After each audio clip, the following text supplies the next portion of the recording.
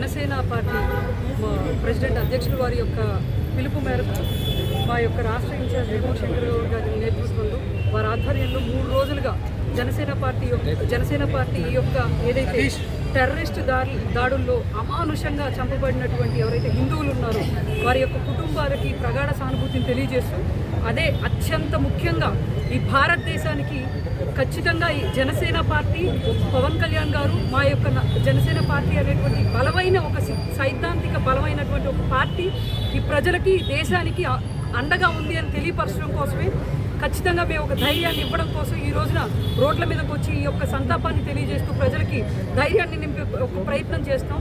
ఈ యొక్క సంఘటన ఎంతో బాధాకరం.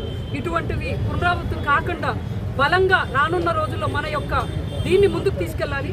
ఎన్నన్నా ఉండనివ్వండి, భేదాభిప్రాయాలు ఉండొచ్చు, భిన్నాభిప్రాయాలు ఉండొచ్చు, మనమందరం ఒకటే అనే ఏకాభిప్రాయానికి వచ్చిన రోజే ఈ యొక్క భారతదేశపు యొక్క మూలాలు చాలా బలంగా ఉంటాయి. వాటిని నిలబెట్టుకోవాల్సిన బాధ్యత మన మీదే ఉంది.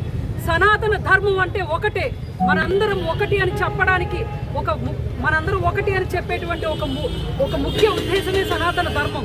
అందరం రావాలి, నిలబడాలి, మన దేశాన్ని మన ప్రజల్ని కాపాడుకోవాలి.